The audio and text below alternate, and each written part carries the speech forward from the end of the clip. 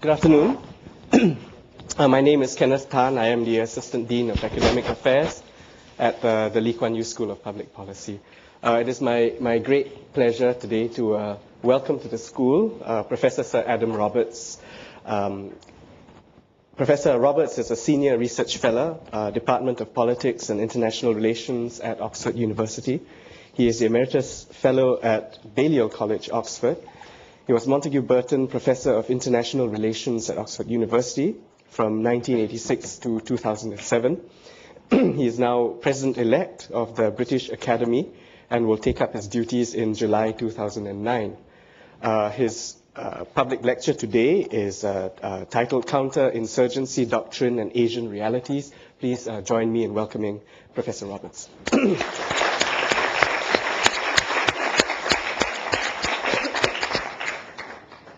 Ladies and gentlemen, that was a very generous and warm invitation, considering it came from somebody from Cambridge University. I want to introduce a discussion and invite your comments and criticisms, partly because what I have to say is a work in progress, just as the doctrine that I'm describing is a work in progress, not something fixed. And so I very much hope that you will, as I'm speaking, be thinking up questions, objections, fundamental disagreements. If any of you have difficulty hearing me, is this machine working all right? But raise your hand if you're having a problem hearing, please do, because I know how infuriating it can be when it's difficult to hear. What I want to do is not so much to address centrally the extremely difficult situation in Pakistan and Afghanistan, and particularly most of my focus, for a reason I'll mention in a moment, more of it will be on Afghanistan, but I don't want to address the totality of these situations, but rather to speak about the role of military doctrine in relation to them, and whether the military doctrine that has been used in Afghanistan and Pakistan is appropriate to the particular situation that is faced there. Now, what I have to say began with a challenge, and I'm one of those awful people who can't resist a challenge. I was asked by the US Naval War College at Newport, Rhode Island, when they were having a big conference last summer on Afghanistan. I was asked to give a keynote address there saying what I actually thought about the war in Afghanistan. And I agreed precisely because I thought it was a difficult challenge, and it would be particularly difficult for me as somebody who is by nature a skeptic to address people who were in many ways deeply involved in the Afghan operations. And at the conference there were many Army and Air Force officers as well as naval officers. And in preparing for that lecture, and I found that I had plenty grounds for skepticism. I must make it quite clear to you from the beginning that I've not been to Afghanistan, and I've only briefly been to Pakistan. And I could defend that position on the grounds that James Mill wrote a wonderful history of British India without ever going to India. And it's not a very strong defense, however, but it's, as you will see, it's my central argument that in order to understand a country, one has to understand its history and its culture, and there are various ways of doing that, including by study, and that's what I tried to do.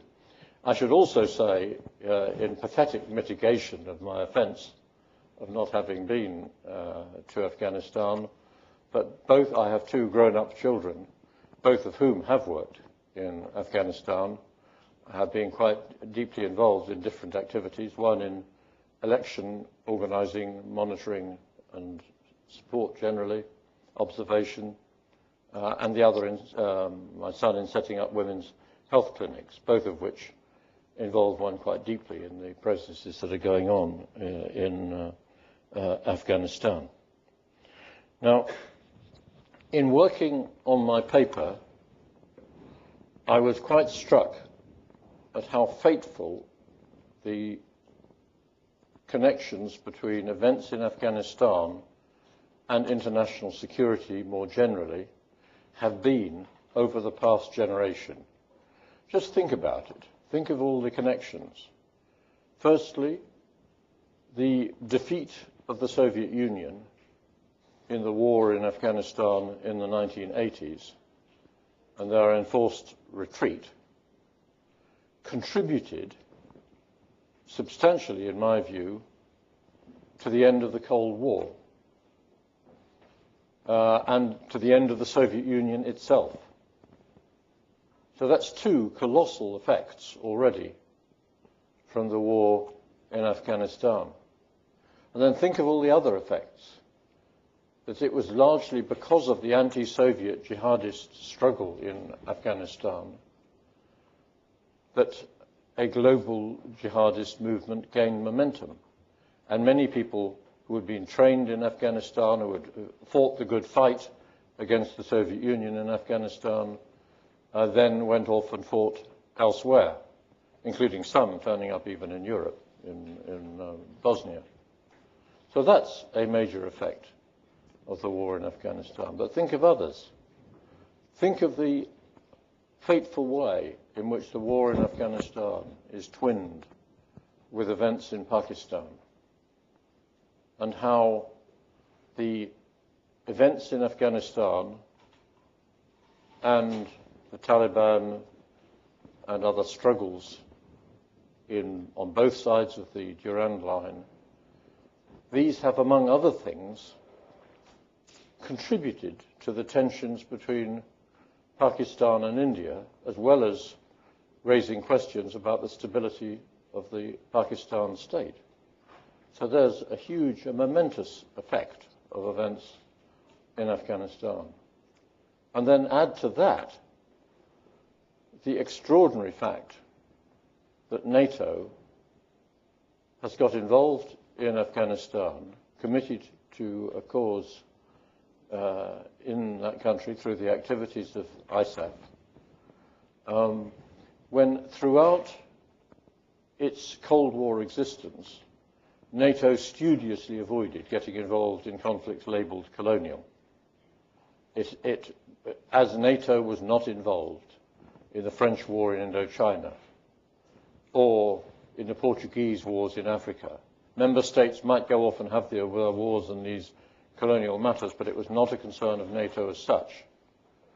And now we have this huge NATO involvement.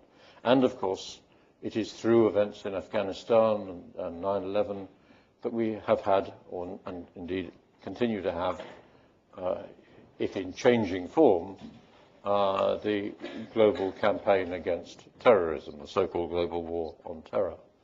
That's a fantastic, momentous set of effects from events in a single country.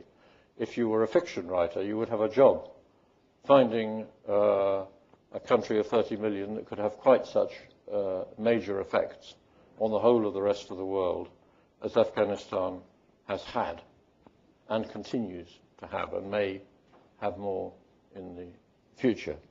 So it's a big issue, and to address the issue, a primary doctrine, not the only doctrine, but a primary doctrine of the Western powers engaged in Afghanistan, and also to some extent in their pressures on the government of Pakistan to do something about the federally administered tribal areas, the FATA, and other areas where the writ of the Pakistan government does not run, at least not very strongly. In thinking about both of these, the emphasis has increasingly been on counterinsurgency doctrine. And that's a body of thought.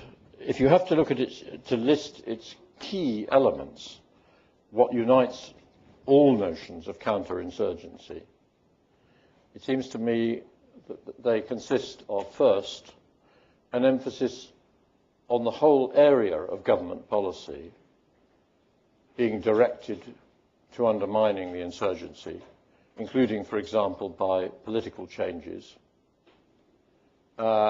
It necessarily involves restructuring armed forces from structures suitable to fighting major land battles against other similar armed forces to the very different circumstances of trying to either protect citizens from guerrilla activity or to hunt down guerrillas or terrorists or whatever they happen to be called. That requires a very different structure of armed forces. It often involves a doctrine of hearts and minds, which I regard as a somewhat simplistic term, but one that emphasizes the need for armed forces not just to, as it were, issue kinetic power through their weapons, but to actually win over the population.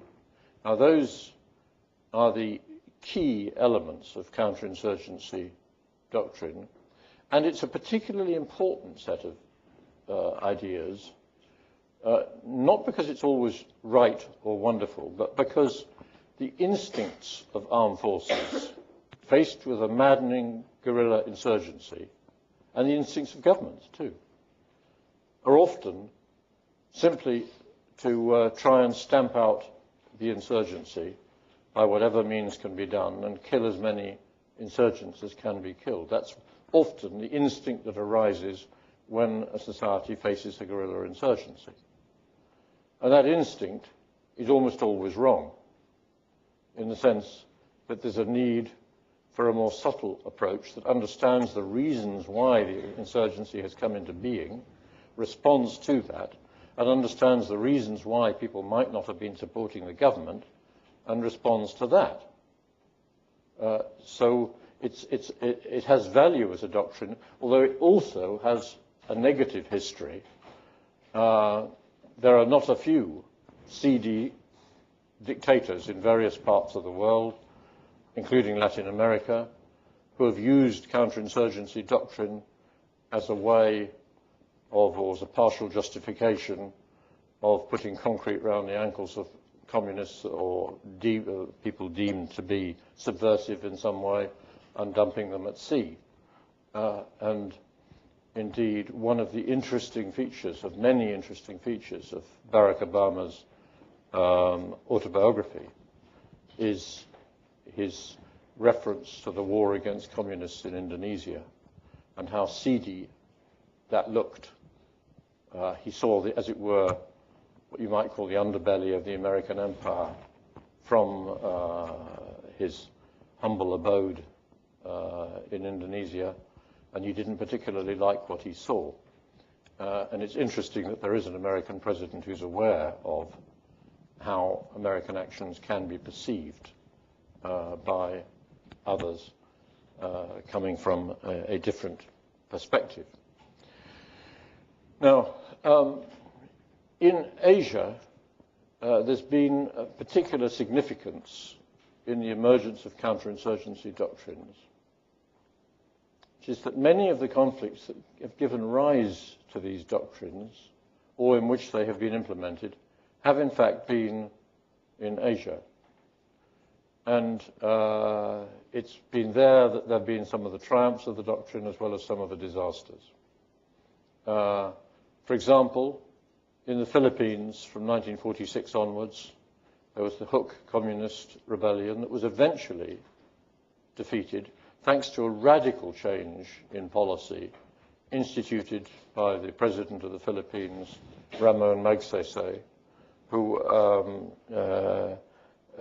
among other things, and this is not irrelevant to the current problems of Afghanistan, he cut corruption. He had an assault on corruption in the government, as well as completely restructuring the Filipino armed forces and changing the aims of the armed forces from ones that were merely assaulting the adversaries to also protecting the inhabitants, although he was very tough with the communist adversaries he faced and continued to be. But that was a campaign that ended with a degree of success, as, of course, too, did the campaign in Malaya, where from 1948, from 20th of June 1948 onwards, faced with an insurgency nominally of all the races of Malaya, but actually mainly of Chinese minority in Malaya, and mainly led by the Malayan Communist Party, that was eventually undermined and defeated by a very clear mixture of political change, including an absolutely clear commitment to the independence of Malaya. The British were not fighting purely to preserve British colonialism. There had to be that important promise to get out. Again, maybe relevant to some of the contemporary crises.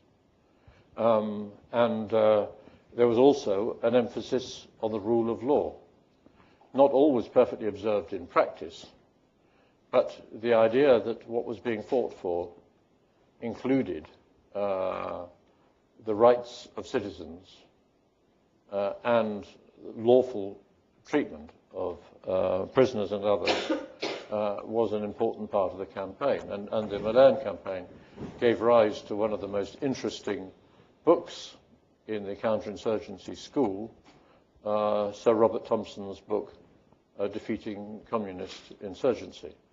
And it's very, very interesting. It contains many salutary lessons in respect to the war on terror about the central importance of observing legal rules, including, I would add, it wasn't specific in Robert Thompson's formulation, but including international legal rules, which have, of course, developed a lot since his time.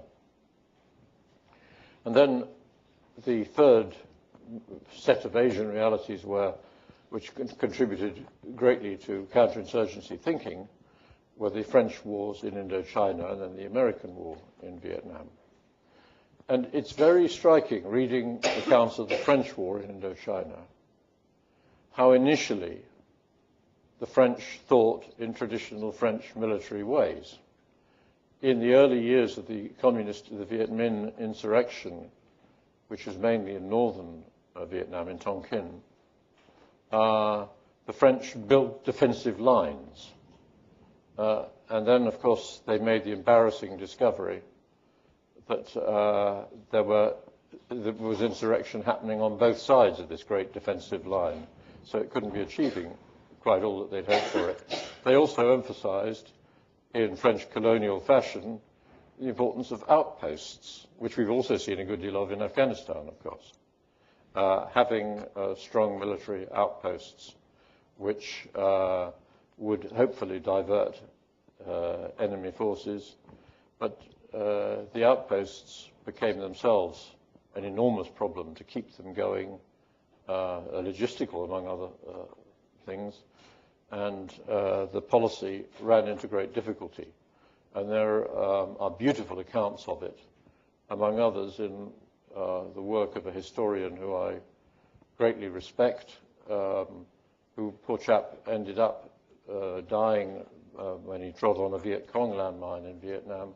But Bernard Fall, Frenchborn, wrote about the war in Indochina and saw the difficulty that France had made for itself in not thinking through early enough what it was actually trying to achieve.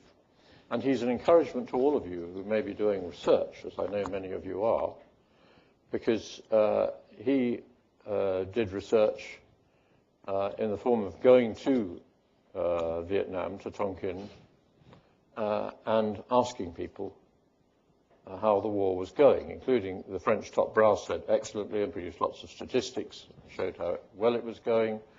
But he also went round the local mairie, the town offices and various town halls in various parts of Tonkin, and he asked to see the tax records. It's a very good methodology.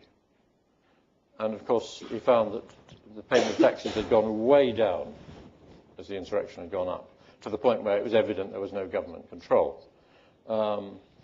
And he talked with people, including Viet Minh, and he formed the impression that, contrary to what the French were saying, the war was not going very well. He still hoped for a French victory. He was quite a patriotic Frenchman, but he could see that it was not going well. And Bernard Fall was very aware of the limitations of applying doctrine in an abstract way. And if you look at his book about the US role in Vietnam, you will see there a skepticism about applying counterinsurgency doctrine blindly in Vietnam. He comments very interestingly about the British mission that was set up in Vietnam, which was supposed to implement counterinsurgency doctrine in Vietnam, and which failed to achieve anything. Why? Because essentially the Vietnam problem was completely different from that of Malaya. Completely. Whereas in Malaya, the cause had been that, essentially, of an ethnic minority with outside support, it is true, but without huge support within the society. In Vietnam, the causes of nationalism and communism had become inextricably linked long before the Americans got there. And that was the reason why, in Bernard Fall's view, counterinsurgency doctrine couldn't really apply in these very different, or at least that particular form of counterinsurgency doctrine couldn't really apply in Vietnam.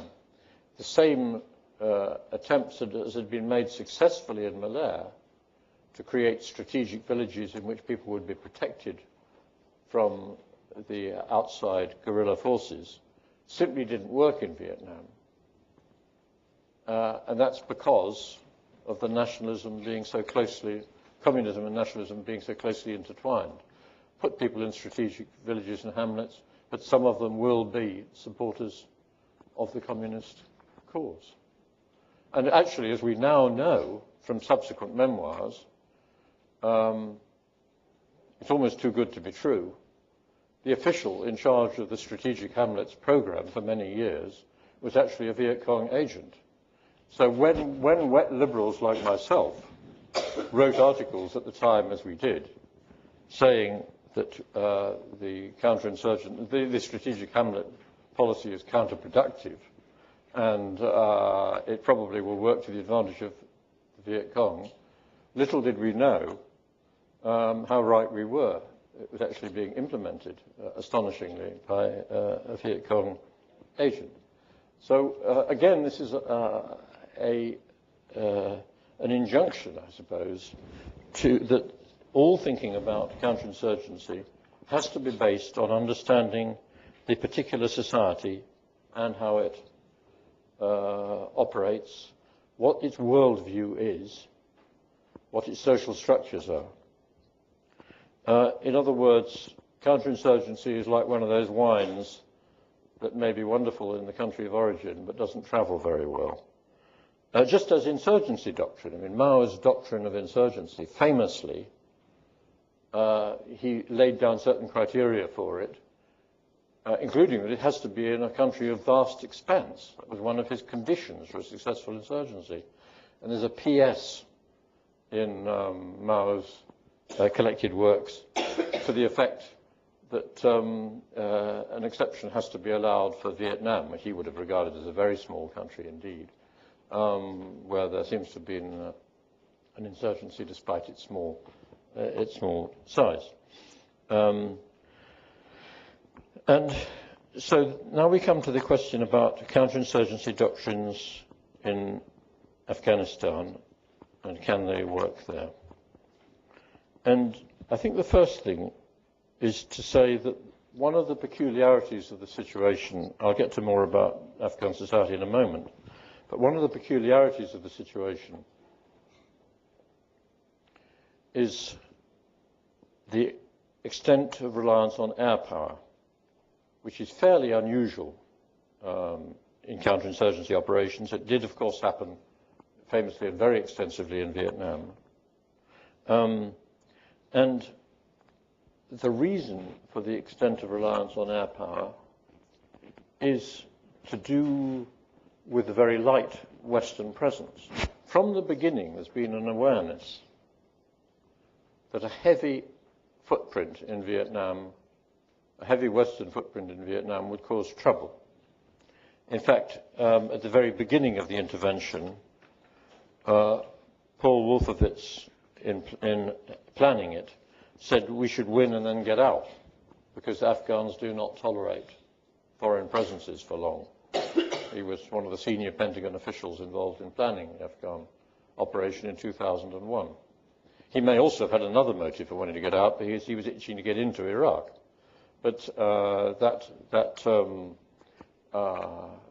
thought that Afghan society will not tolerate a very heavy and large Western presence is one that has influenced Western policy considerably up to now. So that's been one of the causes of reliance on a degree of air power, because if you have thinly spread forces over a large territory where the land communications are poor, inevitably you will rely on air power. Now, I should mention that the term light footprint was originally used in relation to Afghanistan by the Secretary General's Special Representative, Lakhdar Brahimi, an exceptionally able individual, an Algerian diplomat. And it was used in relation to the UN assistance mission for Afghanistan. That's what he said should have a light footprint. But the term got taken up and adapted and used in respect of the Western presence more generally as a sort of philosophy. And one of the problems, as it's turned out, with the notion of a light footprint is it does mean a heavy reliance on air power. And if, when soldiers are under attack, or for more general strategic purposes, air power is used, and if, as a result, there are mistakes, the effect on Afghan opinion risks being very serious. And I'll just mention one issue, that one episode which I witnessed, which illustrates the complexity of this problem. I was at a conference in Germany at the headquarters of the Allied Rapid Reaction Corps, which is sort of NATO's fast action unit, 3 years ago, discussing the situation in Afghanistan, and with people involved in planning the war in Afghanistan there, and they were completely clear that their aim was 0 civilian casualties. They knew what the dangers would be if there were repeated incidents of heavy civilian casualties. And this hasn't worked out. Last September, we had the Human Rights Watch report on casualties of the air war in Afghanistan. Now, in numerical terms, they're not particularly high. I think the figures for 2008, first 8 months, if I remember rightly, were under 300. It may not seem a lot. But what is striking about them is, first of all, that many of them were clearly the result of appallingly bad intelligence. They were famously, as has often happened, attacks on wedding parties. And so to Afghans, they naturally look much more like callous murder than mere accident. And of course, it's entirely possible that the Taliban have deliberately, as it were, provoked situations which result in that kind of effect. I don't rule that out at all. It would be on a par with some other things they have done. But the effect has been extremely serious, not least because it has political reverberations in Afghanistan. One of the oddities of the resulting from the constitutional developments in Afghanistan since 2001 is the large role of Pashtun people who constitute roughly, very roughly, 40% of the population of Afghanistan. But they have strong representation in the parliament, in the assembly in Kabul, and are extremely vociferous about such bombing incidents. So they've had political repercussions, so much so that actually President Karzai, after one of these incidents, begged the Americans to stop bombing altogether, and even begged them to stop arresting Taliban altogether, which suggests there's a serious disjunction in the whole operation in Afghanistan. Now, that's enough for the moment about air power. A word also about the role of NATO, which is a special feature of the war in Afghanistan. And I can best sum up what I have to say by describing a talk I went to on dealing with internecine conflicts in Afghanistan by a senior British general who was describing the campaign, the principles on which it was based, and its effects. And about halfway through his talk, I began to think that when he was talking of internecine conflicts in Afghanistan, the internecine conflicts he was talking about were mainly within NATO. So such different perspectives have different NATO countries brought to what they're doing in Afghanistan. Basically, there are two, I suppose, core perspectives, but then there are variations on each. One perspective, which is largely the British, the American, and the Canadian one, but others share it, is that it's a stabilization mission which encompasses counterinsurgency doctrine and practice as an important part of that stabilization. And then a second view, of which I suppose Germany is the clearest advocate, is one that sees it as essentially a peacekeeping and peace-building operation, which indeed is what many had originally hoped the operations in Afghanistan would be. Our own British Defence Minister, famously, John Reid, two Defence Ministers ago now, but famously said that he thought it entirely possible that not a single British soldier would die in Afghanistan when they were deployed in ISAF. An astoundingly stupid record for a Brit to make, a stupid remark for a Brit to make, especially bearing in mind the history of Britain in Afghanistan. Now, the high level of involvement of NATO in Afghanistan has been coupled with an extreme nervousness in public opinion in NATO countries. And this has had a curious result. But in most NATO countries, there's been a reluctance of ministers to make the kind of statements of commitment, support, here we stand, we think this is a cause worth fighting for, that you would normally expect in a cause where people are being asked to serve and possibly to die.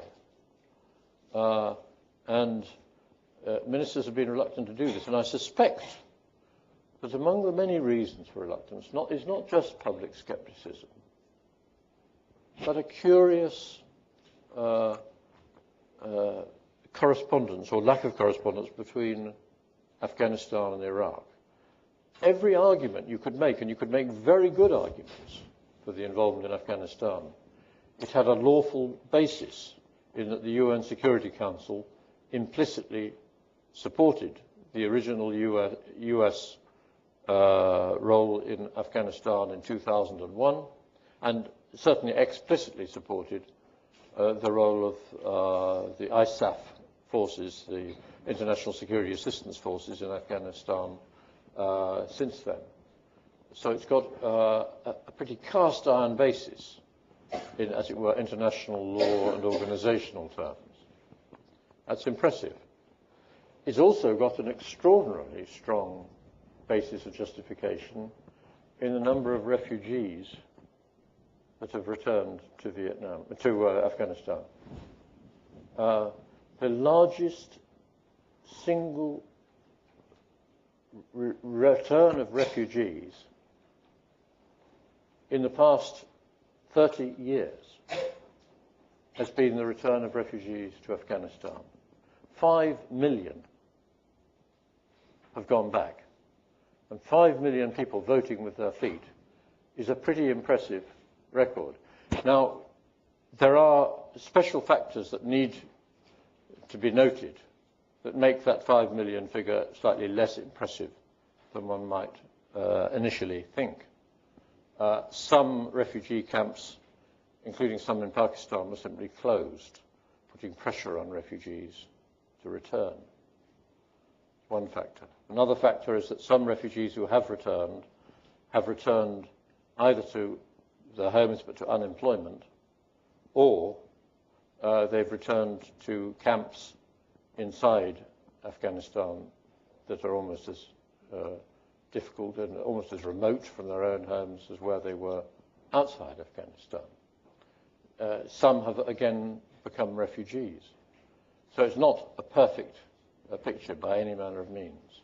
But nonetheless, and in fact it's true of every single year since 2002, that it's the largest single refugee return in the entire world has been to Afghanistan. So there are things, impressive things that could be said in favour. One could add to the list. But the curiosity is that everything you could say in favour of Afghanistan was an implicit reproach to Iraq. There, the refugee flow had been outwards since the liberation by America. There, the legal basis was weak. So that may have been another factor inhibiting people from making over-strong or even justifiably strong claims in favour of the... Now, a word about the doctrine itself. The US began its operations in Afghanistan, as in Iraq, without a counterinsurgency doctrine, and that matter caused some anger in the US armed forces, including by those officers who did know something about counterinsurgency and were shocked at the lack of clear doctrine. And it was only when finally a doctrine was written in the US Army Field Manual 324, published in 2006, that there was anything clear you could point to that said this is what we should be doing, these are the principles on which we should be working. And it's an interesting document, this counterinsurgency manual. It's the only US Army publication ever to have received a book review in the New York Times. It's had, I forget how many millions of hits it's had on the Army website, from which it can be downloaded. It's even been published by an academic publisher with an additional forward, in fact 2 additional forwards, both of whom, I have to say, are by students who I have taught. So, and who are now, or later became senior US defense officials. It's a remarkable achievement of the 2 authors of this document to have produced a bestseller, and one that did bring about a change in US policy.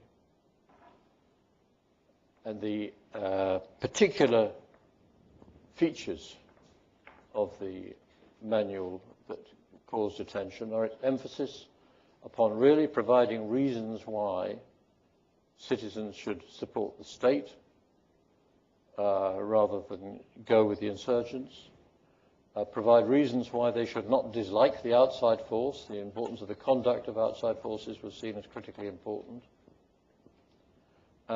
Legal framework was emphasized, and particularly there was a need for more political military liaison than there had been. And General Petraeus then found himself implementing some of these ideas in Iraq. And the interesting thing about his implementation of them in Iraq is he didn't follow his own manual exactly. He did things somewhat differently, especially in Anbar province, the awakening councils. They're not out of any counterinsurgency manual. They're something that he did because it seemed necessary and right in the circumstances, and it was extremely effective. Now, the problem in applying these ideas in Afghanistan, and General Petraeus is now charged with that in his role as the head of Central Command. The problem with applying these ideas is, if I can summarize it in a nutshell, we can get back to it more in discussion. This theory of counterinsurgency, like all theories of counterinsurgency that I've read, posits a choice for individuals. Either people support the insurgents, or they support the state. That's essentially they're the two poles around which people gravitate. And in Afghanistan, there is simply no tradition of thinking about the state as the entity to which individuals are loyal. Their loyalties are local. And they're nonetheless strong for being local, but they are not to do with the state. And the history of Afghanistan is not a history of an effective unitary state. Even in the years, the first half of the 20th century, when it was notionally a state, there were coups, and there was also, under the carapace, if you like, the overall umbrella of the monarchy, there was an enormous amount of autonomy given to the type of people we would now call warlords. And what the West is trying to do in Afghanistan, for entirely understandable reasons, is to create something like a Western state. And much that is important, including education, depends upon the idea that this is a state project. And I'm afraid I'm a complete pessimist about that. If you look at two critical areas and ask yourself, is there really an Afghan state? Taxation is the first area.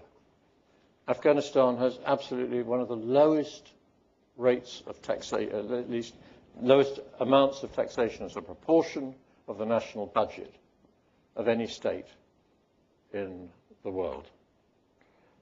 It doesn't collect taxes. So it doesn't enter into people's lives in that rather unpleasant but necessary way that we all have to get accustomed to. And nor does it provide the kind of services that many states provide. So it just doesn't feature large in people's lives. And this leads me to another comment on counterinsurgency doctrine, which I think is going to be put right, but belatedly, in the revised version of the US manual. I've spoken with the authors of it. And that's what it says about justice in the judiciary. It's often emphasized as a sort of PS in counterinsurgency writing. It's important to have an effective judicial system. And in much Western rhetoric about Afghanistan, there's emphasis on assisting the building up of a justice system. In fact, Italy was charged with this, not necessarily the most suitable country to be instituting it, but there we go. Then the reality of Western attempts at building up justice in Afghanistan is, I'm afraid, rather limited. I've spoken with people who've worked with provincial reconstruction teams in each of Afghanistan's provinces about their attempts to build up justice systems. And they have said that they're a complete failure. They just do not work.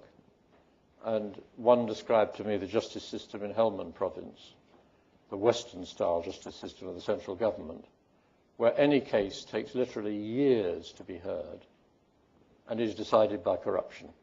It's who can bribe the judge the most. And he said the Taliban system of justice in the same province is actually quite open and transparent. People know who the judges are, and it's relatively quick and efficient. And it's not the case that everybody is happy with their verdicts. The Taliban are not particularly popular in Afghanistan. But it is the case that that's a system that has functioning that the Western system of justice does not. And I think any notion of counterinsurgency that doesn't take account of justice issues and how justice is dispensed is a notion that isn't going to be very successful. Now, I've spoken for long enough, and it's plenty of time for discussion, but perhaps I'll be allowed to conclude by quoting a War Office manual of 1899, which was written by an officer who had been involved in the wars in Afghanistan and had seen how difficult they are. And in this War Office manual of 1899, he said, with the capture of the capital, any approach to organized resistance under the direct control of the head of state will almost always cease, but that does not mean the conflict is at an end. The British experience in Afghanistan shows that these irregular, protracted, indefinite operations offer far greater difficulties to the regular armies than the attainment of the original military objective. Amen to that. Thank you.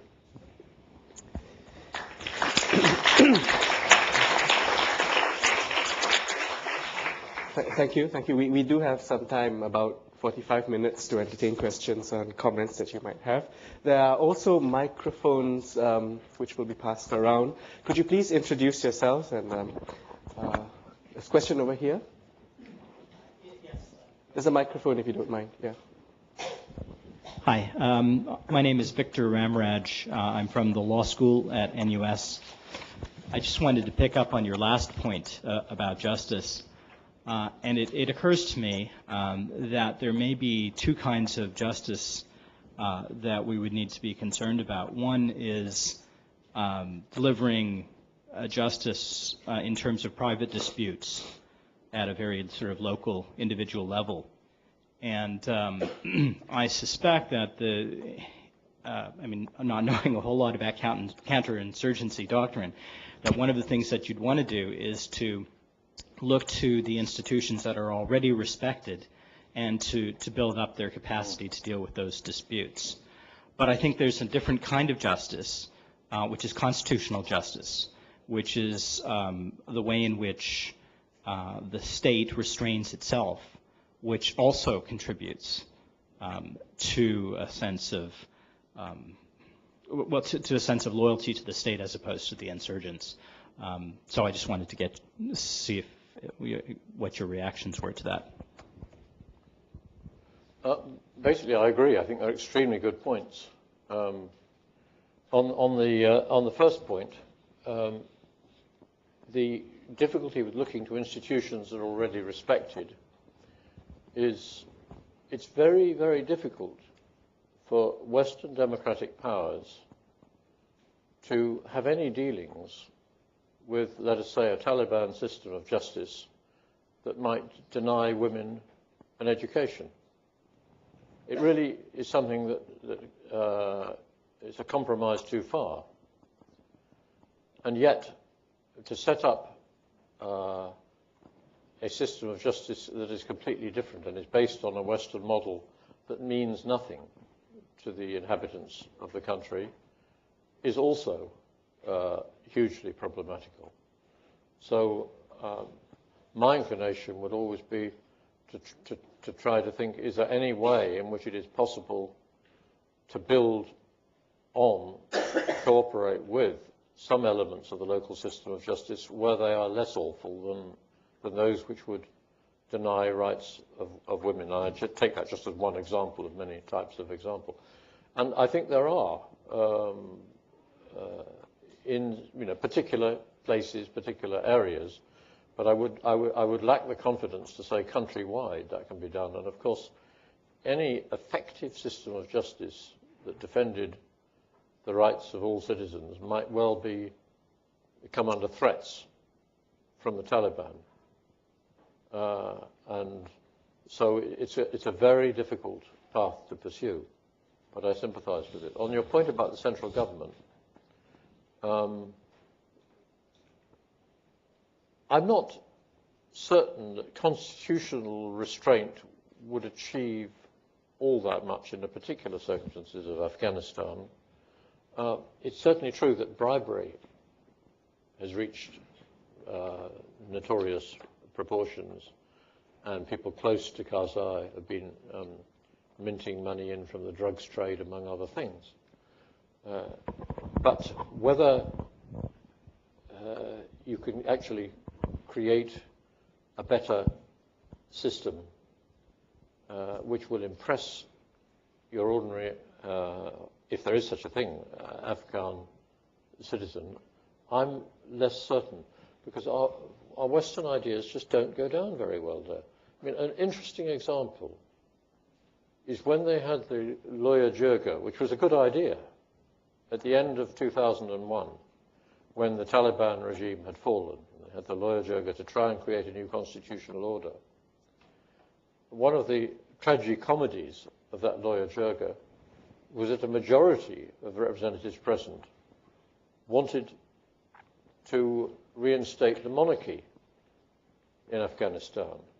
Now, needless to say, the United States did not think it had just fought a great war for freedom in order to have a reactionary monarchy restored to Afghanistan. And CIA men went round the lawyer Jirga with large sums of money, dollar bills, to persuade people that calling for the restoration of the monarchy was not a good idea. But it just illustrates that there's potentially big cultural clashes in what we think an appropriate form of government in Afghan eyes would be. Hello, my name is Chen Haitao, coming from China. I'm currently MPP junior student at LKYS School of Public Policy. And to be frank, I'm currently doing an assignment on political analysis on ethnic conflict in Sri Lanka. So since you are now talking about counterinsurgency theory, I wonder if you have any comments on the historical origin or the current situation on the Sri Lanka situation, and do you have any personal viewpoints for how the state can restructure its capacity building and its institution, transformation, so as to solve the issue fundamentally? Thank you. I do indeed have rather strong views about Sri Lanka, and let me confess where they're coming from. I knew very well and had known for 40 years the foreign minister of Sri Lanka, Lakshman Kadigama, who was a Tamil, who was assassinated by the Tamil Tigers in 2005, in August 2005, in his home in Colombo. My sympathies are not wholly, therefore, with the Tamil Tigers. And I think they have been, in many ways, a peculiarly brutal movement. But they're the ones who introduced suicide bombing as you know, long before Islamic militants took up suicide bombing, it was happening in Sri Lanka. And they have waged a war which has at times been extraordinarily callous of the interests of ordinary citizens. 3 years ago, for example, they cut off the sluice gates which irrigated the fields of literally thousands of farmers and forced them to become refugees. So their methods of war I find pretty appalling. As regards what I think about the counterinsurgency operations, if you call them that, in Sri Lanka, first of all, I think that they have lacked a clear overall vision and purpose. The successive Sri Lankan governments have been remarkably bad at putting up a persuasive and attractive vision of a degree of Tamil autonomy within the Sri Lankan state. And indeed, as you know better than I, part of the origin of the insurgency, the Tamil insurgency, lies in the extent to which the nation-building process in Sri Lanka was associated with what they call centralising. But it seemed to leave, to the Tamils, it seemed to leave them in the cold, and they feared for the future of their language and so on and so forth.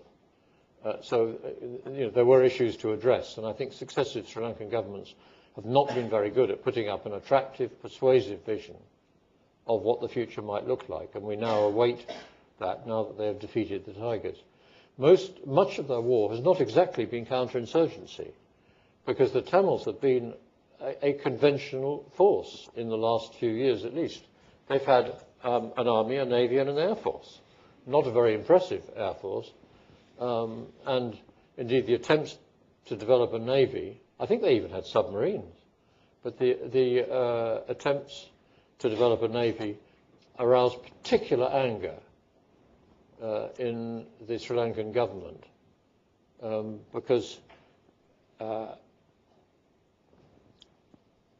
they were asked by the Norwegian mediators to negotiate a deal, which was a disarmament deal or an arms control deal, whereby the Sri Lankan Navy would be accepted as controlling certain parts of the sea, and the Tamil Tigers Navy would be accepted as controlling other parts.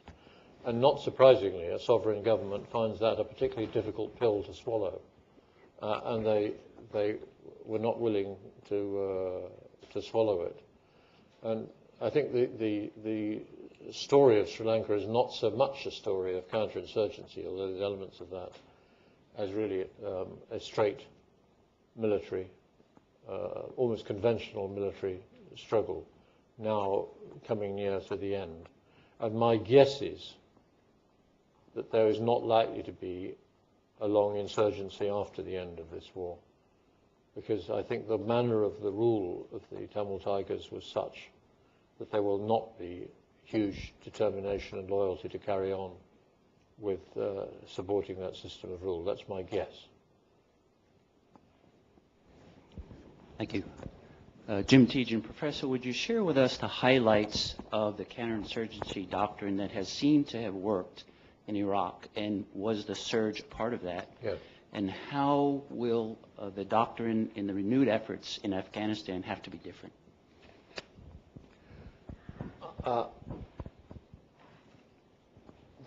The answer that many people would give to that, but it's not my answer, would be that the decisive thing was the Anbar Awakening Councils was taking advantage of the fact that Iraqis had gradually tumbled to or gradually reached the conclusion that Al-Qaeda's motives for being in Iraq were not wholly benevolent. Not a very difficult conclusion to reach, I would have thought. But it had taken time, but there had been that realization. And Al-Qaeda, as terrorist movements often do, this is one of the reasons why the Philippines movement collapsed, the Hook Rebellion collapsed.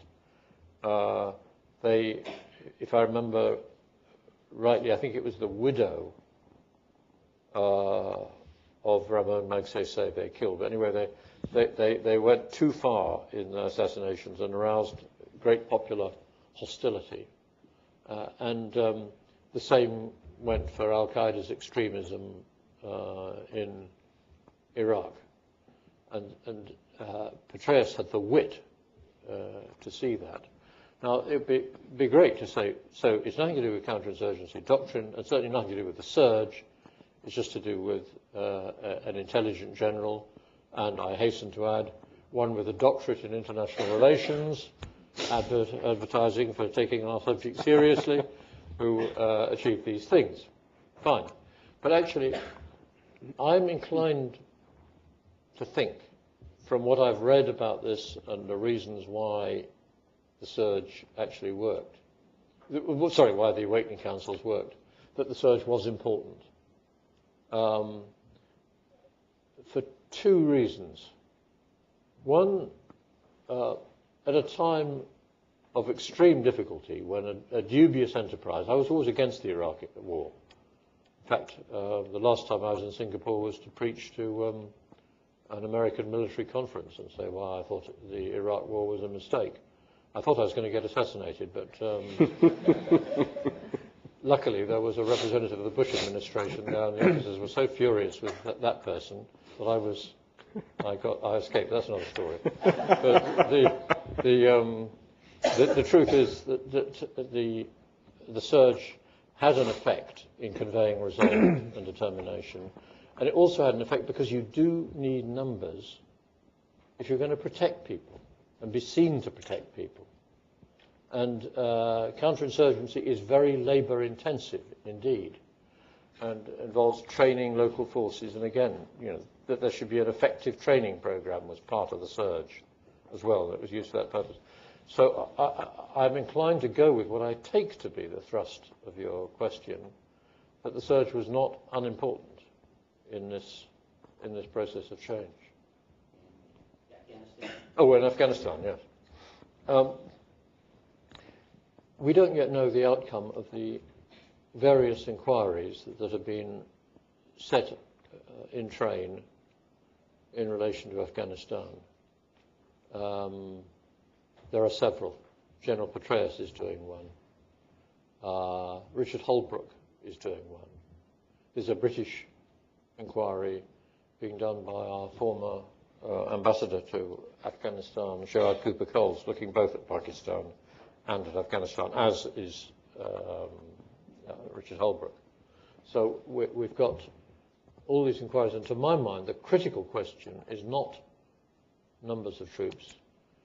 The critical question is, what exactly is it that is being attempted to do there? And will it be possible to operate with local forces? I mean, there's no doubt that there's everything I've said, which might seem highly critical of the US involvement in Afghanistan, or aspects of it, is also something that the current US administration is aware of, very aware of. I mean, here's a statement Joe Biden made, if I've got it right, yes. He made last month, 6th of February, so less than 4 weeks ago. He said, the United States has geography, demography, and history working against us. The economic and social conditions in Afghanistan are daunting. We have a long way to go there. There's no solution in Afghanistan without Pakistan. We've got to make Afghanistan the world's responsibility, not just that of the United States. Oh my God, that's going to be an uphill task. Because if you both say that the situation there is extremely difficult, which is what he's honestly recognizing, and then you say, please chip in, it's going to be very difficult to get people to chip in. Now, there have been signs that the United States recognizes that there must be a fundamental shift in Afghanistan from the philosophy of, as it were, nation building to the philosophy of respect for local councils, local elders, local ways of doing things. And there's got to be a change from the philosophy of killing Taliban to the philosophy of protection. And to give you one example, and this is from, I heard this last week from an officer who's been serving in Afghanistan, an American. He said that basically what they've been doing is what they call lawn mowing, which is you go into an area, you kill any Taliban you can find, and then you leave and go to another area to mow the lawns there. And he said, the trouble with that is the next time you go back to the same village you were in originally, you find that the people who helped you aren't there anymore.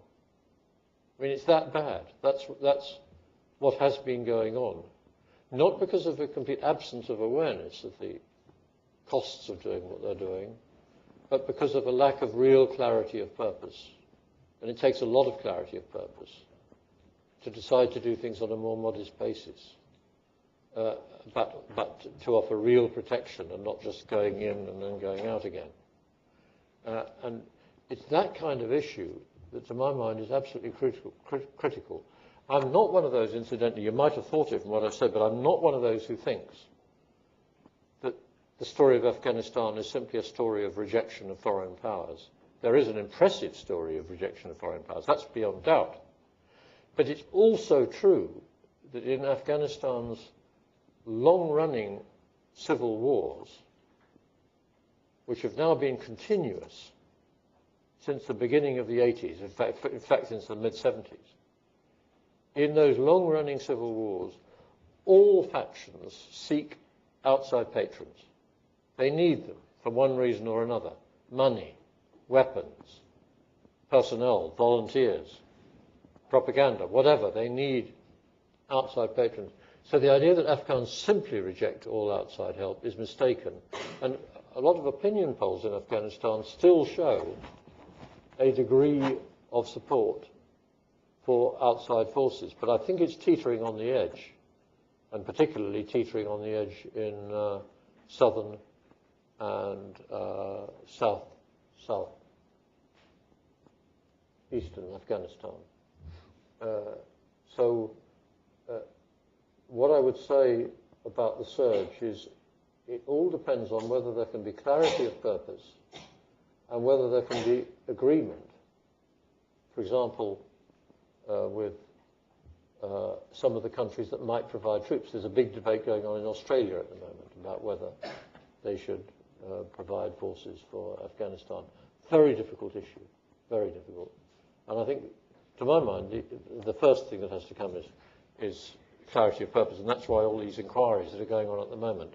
And they're all headed by exceptionally able people, I have to say. I mean, if you wanted to get three sets of brains going that would have a strong ability to analyze and an independence of mind, capacity to think originally, General Petraeus, Richard Holbrooke, and Gerard Cooper-Coles wouldn't be a bad choice.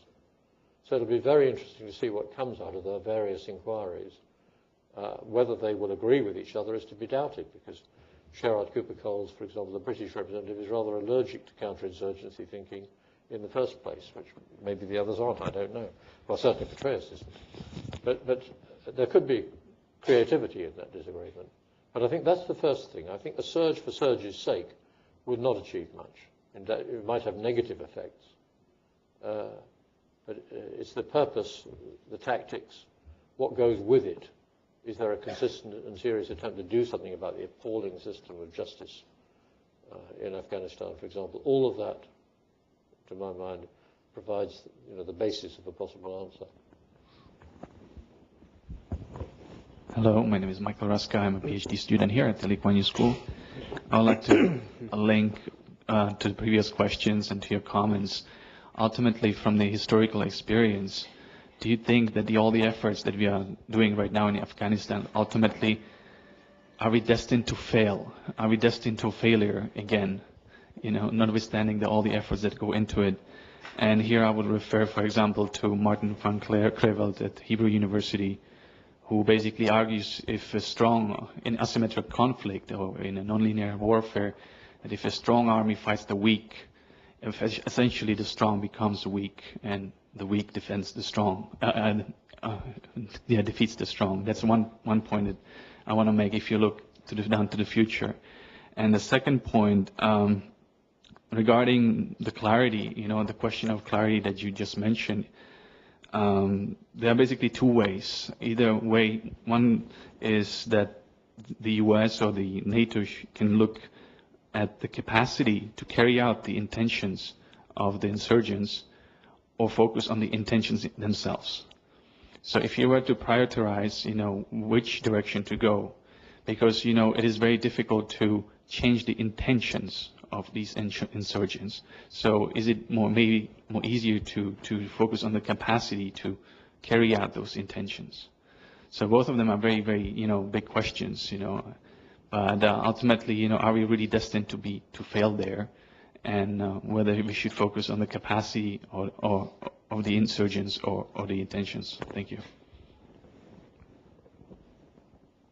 I'm nervous about generalizations in my field, the field of international relations. Grand generalizations have a way of coming unstuck in the face of awkward realities. And I particular dislike of grand strategic generalization. Now, Martin van Creveld's remark, whenever a large army comes in contact with a weak insurgency, the weak insurgency tends to grind it down. It's just not true. I mean, sometimes it happens, sometimes it doesn't. Cases where insurgencies have in the end been defeated by long, patient army work include not only the Malayan case I mentioned and the Filipino case I mentioned, but a number in the Western Hemisphere. Think of the way in which Che Guevara, that wonderful, romantic, and in my view, dangerous figure, led his forces to defeat in Bolivia because they had no real purchase on Bolivian society. So, in our own case, of course, I'm bound to be influenced by it. Northern Ireland, where we went through 25 or 30 years of fairly low-level insurgency and attacks on the mainland UK. But we endured it, and the insurgency worked itself out. And in my view, insurgencies often do die out, not because they're defeated, and this gets a bit more towards your second question, but because they're not achieving anything. And sometimes they die out with a decision of the insurgents that the thing isn't working. For example, the Malayan Communist Party actually made a decision in 1951, I think it was, but to stop terrorist attacks in towns in Malaya because they were having negative effects. And that's quite often the way things work out in these campaigns, that they may grind down. It may take a generation for it to happen, as it did in Northern Ireland, but eventually they give up. So I don't buy the Martin van Creveld argument. As regards whether in Afghanistan you should aim to be cutting the ability, reducing the ability of Taliban, or changing their intentions, or what,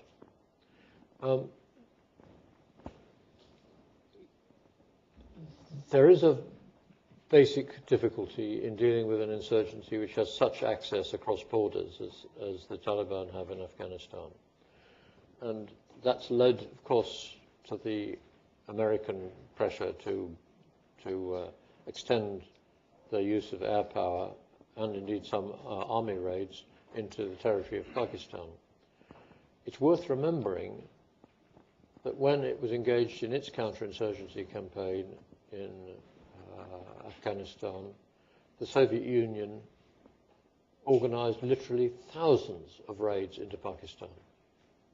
It's been forgotten in much of our debate that they also, incidentally, put a huge effort into education and, as it were, civic development of various kinds. That's also often forgotten.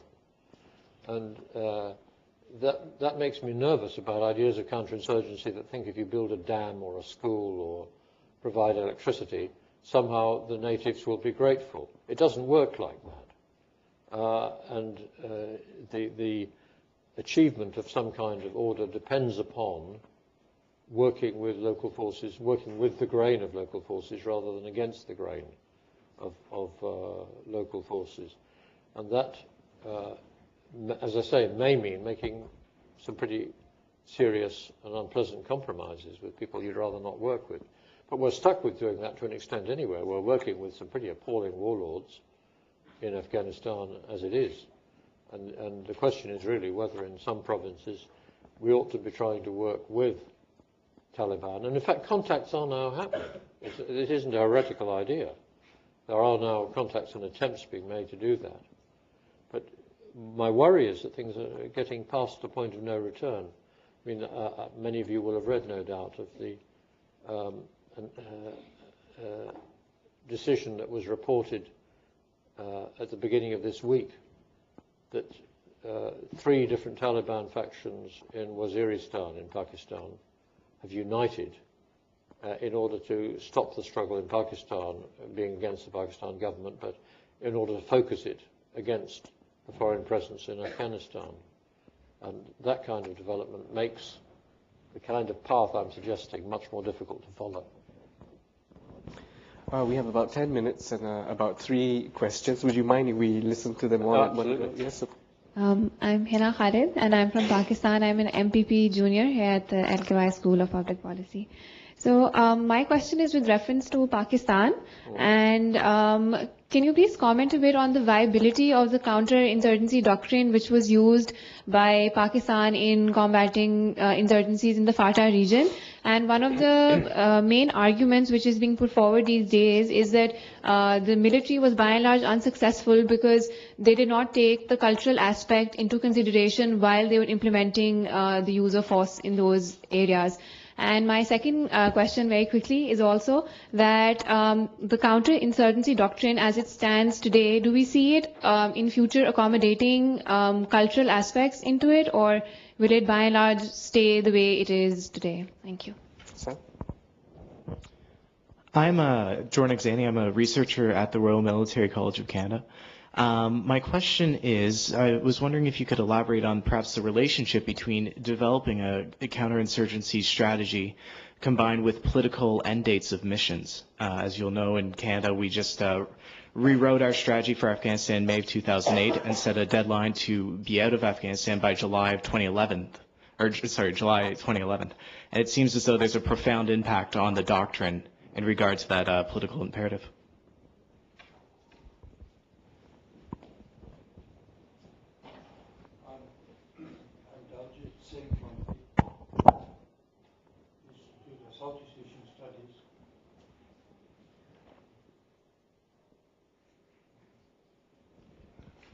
My question and comment is on the cross-border sanctuary, something you mentioned.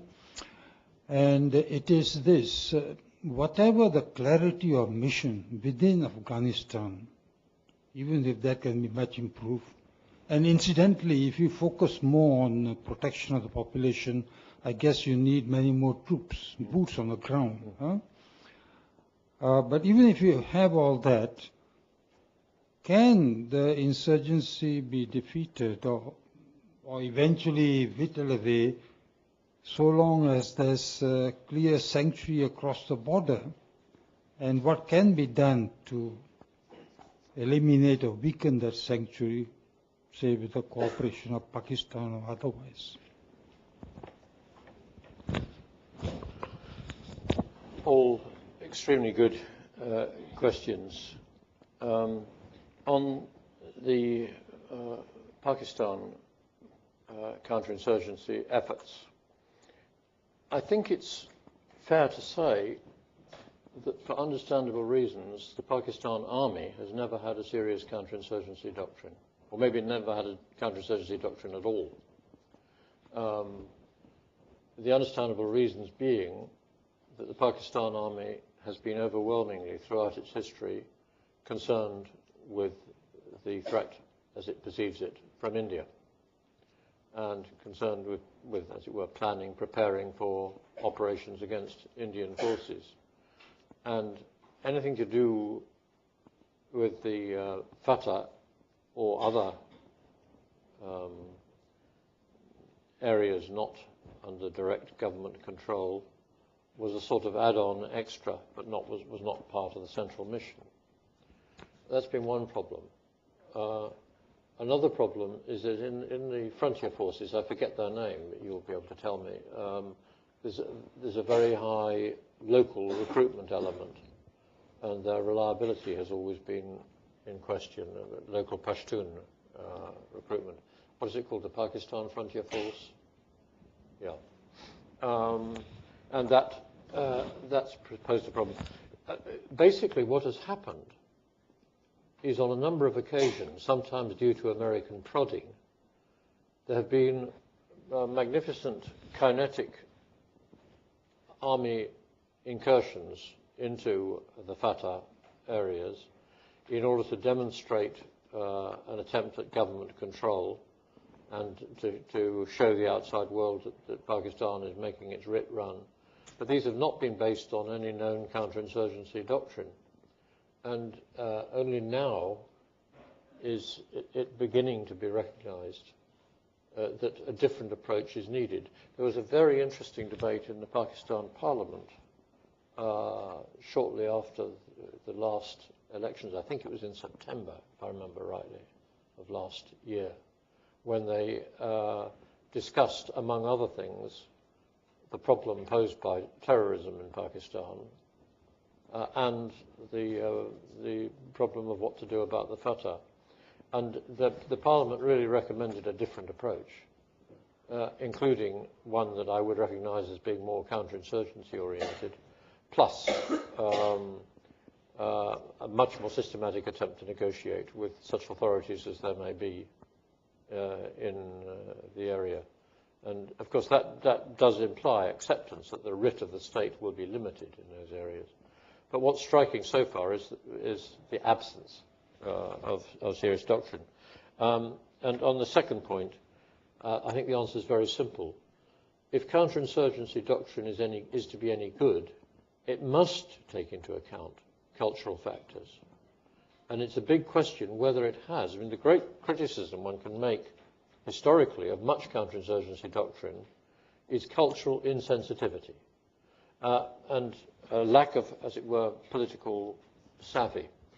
There was one famous French counterinsurgency theorist who wrote the wonderful sentence, which might have been taken out of the Bible.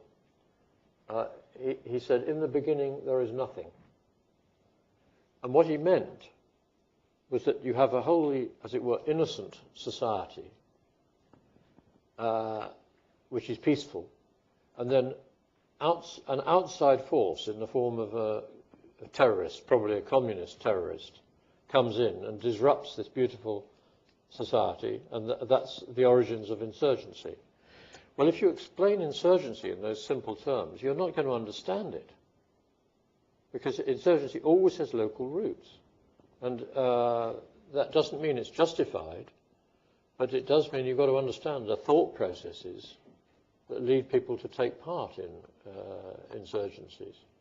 And those thought processes clearly, in the case of the North African insurrection, the Algerian insurrection, which is what the French were writing about at that time, clearly included a sense of national insult at the external domination of their societies.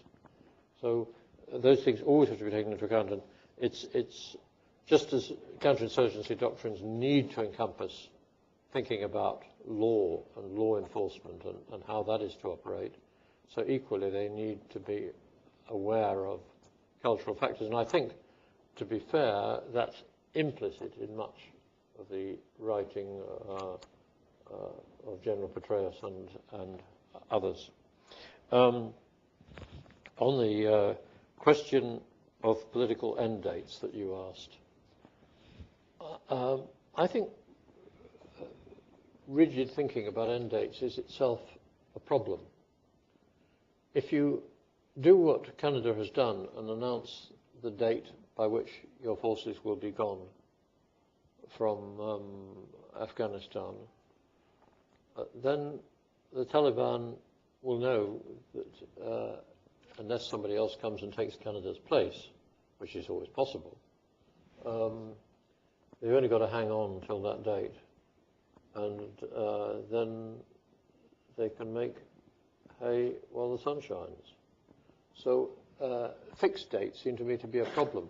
At the same time, it is, as I said, necessary to indicate a willingness to retreat, because if an operation is perceived as an imperialistic measure to take permanent control in a territory, it's likely, I wouldn't say this happens in every society, but it's likely in many societies that that will be perceived in a very negative way. I think that effect is likely in Afghanistan. And it's not to be excluded. It's not an unreasonable view of this huge, great US encampment at Bagram in Afghanistan, that this is establishing an American presence in Central Asia more generally. That's another consequence of the Afghan war for international security. For the first time, the United States has a major presence in Central Asia. So and the effect of that on people in Afghanistan is likely to, in my view, is likely to be one of making them more critical of the American role rather than less. The trick is to indicate a willingness to depart, but without setting a rigid end date, and to be convincing in conveying that message, and that is very, very difficult indeed. On the point about cross-border sanctuaries, I completely agree. And one of the reasons why the counterinsurgency could be as effective as it was in Malaya was that cross-border sanctuaries had a very minor role in Malaya. There was some support from outside for the Malayan insurgency. Indeed, there was a radio station set up in the People's Republic of China, while purporting, of course, to be in Malaya, to be representing the heroic people of Malaya rebelling against the infamous colonial ruler, which was in fact broadcasting from China. So they had outside help. But I agree, such outside help becomes much more serious when it's the form of sanctuary. And the question is what to do about it. And in most cases, I would argue that attacking the sanctuary in order to stop support coming from it is a disaster. Think of the limited effects and ghastly consequences of the US bombing of Cambodia in the course of the Vietnam War, and what that ultimately led to in Cambodia. Or think of the Soviet attempts to stop cross-border support from Pakistan and where that all failed. So, and I mean, going back a bit, the First World War started with an attempt to stop support for terrorism from, it was an attack on the hornet's nest of Serbia by the Habsburg monarchy that gave us the First World War. So there isn't a wonderful record for military attacks on such sanctuaries, and yet they are an extremely serious problem. And the ideal way of coping with them is what we were able to do, owing to lucky circumstances, in Northern Ireland, which is to collaborate with the government on the other side of the border and try and get a joint approach. And that, no doubt, is what the United States is desperately trying to do at the moment in relation to Pakistan, to get a joint effective approach in dealing with this problem. It's actually extremely hard to see what that approach would be in this case. And that's what makes me, in answer to the last part of your question, impossible to be optimistic about Afghanistan. That doesn't mean to say I think that it's time simply to pick up, as it were, the tents and go. But I do think that the sanctuary problem makes it very, very difficult. And many of the Taliban, as it were, foot soldiers are undoubtedly young people, ill-educated, torn out of madrasas, including in Pakistan, and shoved into the front line. And that's a long-term and difficult problem to solve. On that note, I think that's about all the time that we have. Will you please join me in thanking Adam Roberts for what has been, I think, an interesting and important discussion.